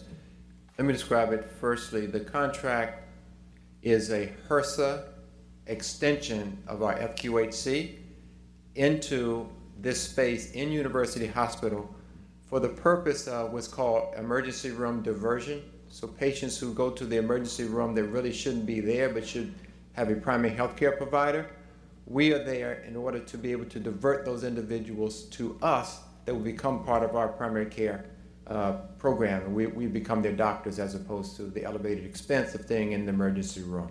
So there is a beautifully built out space that we occupy. And just so that you know, half of that cost is paid by the money we get from HRSA. So that helps to offset some of that cost that you're looking at. And so we provide primary care services there. We staff it. We have a nurse practitioner, a nurse, and clerical staff, and we provide services there. Thank you. Councilman Quintana. That's a very good program. Thank and I think down the road, you and Mr. Jack Kelly and yourself should get together to discuss the 340B, because we can reduce the cost of a prescription by an employee going to one of the federal qualified health centers and getting a 340B deduction. Because that, you know the 340B. Absolutely. Right? And we're in the process. And it could be a savings to the city if we put this in together with any of the medical plans. A person with high blood pressure will go and get his prescription done at the Federal Qualified Health Center or any given place.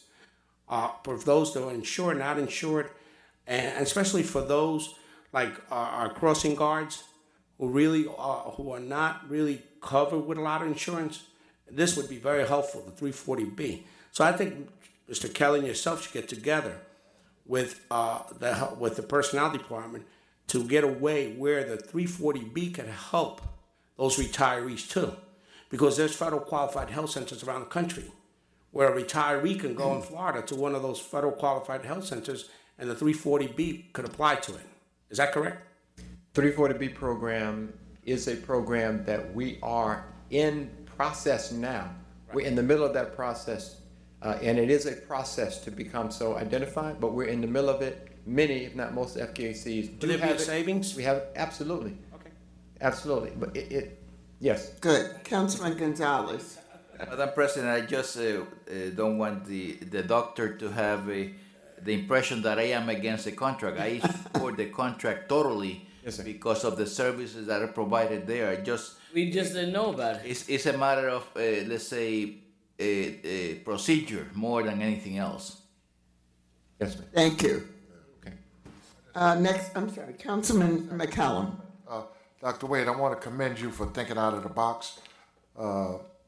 And my next question is, are we still on for the West Ward? Are we still on for the West Ward? We're always on for the West Ward. Much needed. So. I will tell you, we were in pursuit of the new. HRSA had presented a West Ward opportunity in terms of establishing either a FQHC expansion or a new FQHC, and our FQHC was in hot pursuit of that.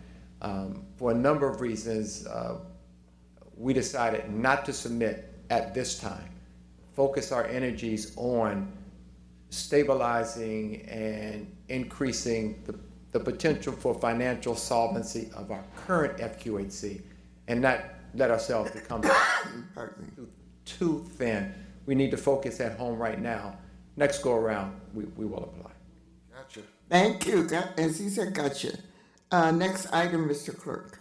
8B is an ordinance amending and supplementing Title 61 Zoning and Land Use Regulations, Chapter 18, Escrow Fees for Redevelopment Matters. This would amend the previously established procedure for implementing escrow fees to defray costs for the redevelopment projects. Next item. 8E is an ordinance granting a 30-year tax abatement to GK Preservations LLC for a project to significantly rehabilitate 422-unit housing complex, including two 18-story high-rise buildings and two 24 2- and 3-story townhouse-style buildings coupled in 6 clusters located at 300 and 250 Georgia King Village 4-70 Littleton Avenue, 352-374 West Market Street, and 17-949 Bergen Street. This is Sorry. Village. This has never come before the Tax Abatement Committee. Unless it came under a different name. Julio Colon, Director of Housing and Real Estate Finance. Yes, it did. It's taken a while to get to the council. It was approved actually last year, and reviewed and presented to the committee last year. Okay, because I'm sitting here talking to the other two committee members, and it's been over a year and some change, so we didn't understand that They were working on their financing, trying to get HMFA. They had HMFA at the time had their cap with respect to the tax credit, the long-term housing tax credit, had been exhausted. So they had to wait for them to increase the cap, and that's why they're now ready to go ahead for the financing. Okay. Madam President. Yes, Councilman. Colon, can you provide us with the intended improvements that they are planning to do to this? Yes, they've already started on some of the improvements. They're visible. The facade was done. They put in a new furnace in the buildings. The improvements are going to include in the area around over close to $7 million. It's going to be with new kitchens and bathrooms and improvements to the general living area. They've increased security with security devices. That's already happened. So they've put a sizable amount of money into the facilities already. If you can provide us with what they have done and what else they are intending to do. Yes. They are now across the street from a beautiful project that's right. And we want that area, I believe, to be attractive to people from the city and out of the city that are going to come and visit the wall there. I dare say that the improvements that they've made thus far, they have gone from having a 90 apartment vacancy yes, to now having a waiting list of over 300 some odd people who want to get into Georgia King Village. Right. And I look forward to what they're going to do with the townhouses. So I know you're going to move it, Councilman McCullum. I'll second it. Absolutely, yeah. I just want to say L&M, I have to commend them also. Yes. They've done great work. And just to ride by, people be calling, asking me what's going on there. You can see they painted the outside. They've eliminated a lot of the crime. When you go there, the people are not standing outside. They have the cameras. They've painted. They've renovated. It's beautiful. Appliances. And so it's a fantastic project. And as Councilman Gonzalez said, it's across the street from the switching station, and it's transforming that whole area, which is the goal. Yeah. I'd like to ask that it also be moved to first reading, be moved out of communications and advanced into first reading as a recommendation. Yeah, because it took extra time. Adopted in advance. I'm sorry, my colleague just reminded me. Adopted and advanced on first reading. Can I ask you one question? Yes. The situation with Local 55 that's been worked out on that project, are they going to be representing the workers there? I can check, Councilman. I will check for that. I do have a comment. That's one of the last discussions that we had with them. Is about Newarkers working on the project. Well, more Newarkers. They've hired Newarkers.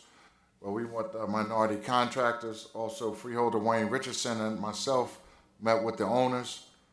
So we want to straighten that out before. Okay. Sponsored by. Seconded already. Yes. Thank you. On first reading?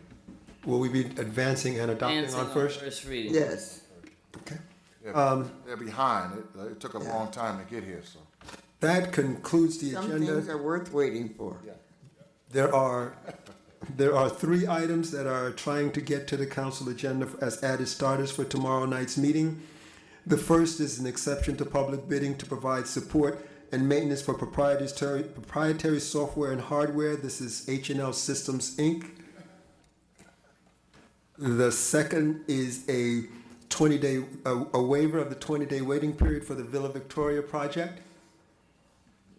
And the third is an assignment of a contract agreement. This is the consent to assign the financial agreement from SHE Urban Renewal Associates to Bruce Street Gardens NJ LLC of an affordable housing project located at 35-61 12th Avenue.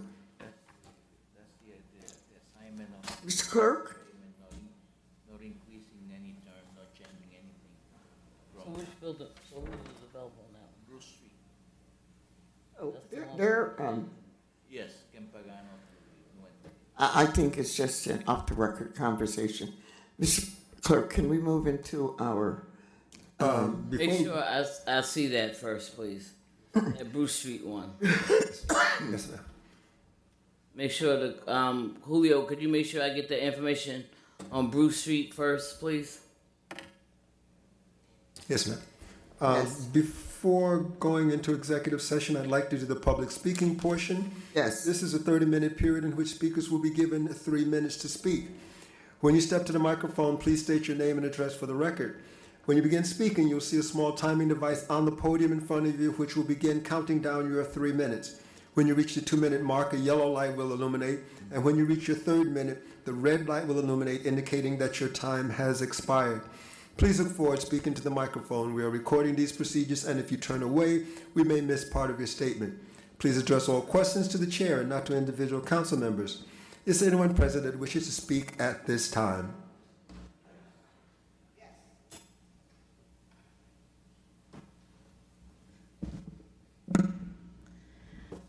Manera El Boumani, a citizen of Newark. First, I want to ask a question to the council. Do you all take an oath and swear in to uphold the Constitution of the United States of America? Do you all take that oath? Yes. Yes. So it is indeed my constitutional right to defend myself. It is also my constitutional rights for freedom of expression and to also petition and question authority. So I want to say that there's only few words, and there's probably more, to describe a few of Baraka's teams: political thugs and habitual liars. Councilwoman Crump, President Crump, we can agree to disagree, but I want to ask you a question. I'm not answering any question. On our political views, but tell me, when have I ever cussed at you, ever in my life cussed at you? I am not answering any questions. I know. You want to have this Plead the fifth. You want to have But this you have. conversation I just want to with me? say. We'll do it. I know off record. personally that I Then never I cursed will you ever in my remind life. you. I never will cursed you in my remind life. you of And I when want you to did bring up the fact that why is this mayor going around at his campaign meetings, spreading lies and rumors about me cursing you out at a two Nevada debate? I want to answer the question. I want the mayor to come here, if he's still in here, to answer these questions where he had ever heard me cuss you out at a debate, or any time in my lifetime have I ever cursed you. You're wasting your time. I just want, he put, where's the equal air time? He said that I cursed you out at 2 Nevada, in which I never did. So I want the mayor to come downstairs or come through this to this council podium and tell me, when have I ever cursed you out in public or cursed at you ever in my lifetime? And why is he promoting this on Facebook? See, what he's been doing is lying on the residents and inciting violence against residents. Because in that meeting that we had, Africa, who lived in the complex where I live and have sweat equity in for 25 years, threatened me, and he did nothing. Did he hear that? Did he hear that? Because that's on tape. So I want the mayor to come here and talk to me personally and tell me, when have I ever used curse words at Councilwoman Mildred Crump? Your time has expired. Right. Your time has expired. I'm here today. Your time has expired. Is there anyone? Nobody else want to plead the fifth. Mr. Can Clerk. I ask you, have I ever cursed you? Mr. Clerk. Are there any other speakers? Mr. Shockley. Good evening, Council. Louis Shockley, 86 Brunswick Street. Again, just sitting here as a spectator again. And it's just amazing how this BA is just ill-equipped and ill-prepared to do anything. Anything. I don't even know how he still has his job. You got an item on the agenda talking about health care, and he's, oh, I don't recall, I don't know, Councilwoman, let me. If I come to a meeting ill-prepared, when there are item things on this agenda, I should have that information, just in case those questions are asked. Just in case. Statements about the streets are not being, there's times during the year that Newark don't sweep its streets. That's never been true, ever, except there's snow on the ground. And back in the day, Mr. Kelly, we used to honor street sweeping, and we wouldn't send a broom, we'd take the bucket and scoop the snow up and put it in the truck and haul it to one of our lots. Don't know why that's not happening. Everyone's sitting up here trying to act like they forgot history. The reason why sanitation is undermanned, the police department is undermanned, is because of Cory Booker and the Booker team. That's why. You fired these employees. You got rid of them. You let the equipment lapse. You let things not get done. You're culpable. Don't talk about other people that are quiet because they don't speak out against Donald Trump. The same thing that works for Trump works for you Democrats as well. Silence is complicity. If you're silent, you're complicit in that act. If I watch somebody rob somebody and I don't say something about it, I'm complicit. This is just horrible. Man, I messed up 3 cities and y'all let him sit here every day. I'm surprised he's here. I'm surprised he's sitting here. No respect for the council. No respect for the residents of the city. Blatant lies. Silly nonsense. Telling you about a key outside of the airport. Someone may donate a quarter to Newark. What the hell? I want to get paid from the liquor they buy. When that guy comes in here from Tulsa, Oklahoma, and he wants that whiskey. I don't want one person controlling everything down there. How can Louis Shockley control all of the licenses in one terminal? How that work? Cut you right out again. But again, goes back to Cory Booker. You've gotten no respect. You've lost your manhood. You lost your identity since he came on the second floor and his predecessor after him. Good day. Mr. Clerk. Are there any other speakers? No one appearing. No other speakers. Motion to Council of the Whole to go into executive session. Roll call for executive session. Where the mayor at? Come on down. Yes. Yes. Yes. Osborne. Yes. Quintana absent. Ramos absent. President Trump. Yes. There's one item from the law department.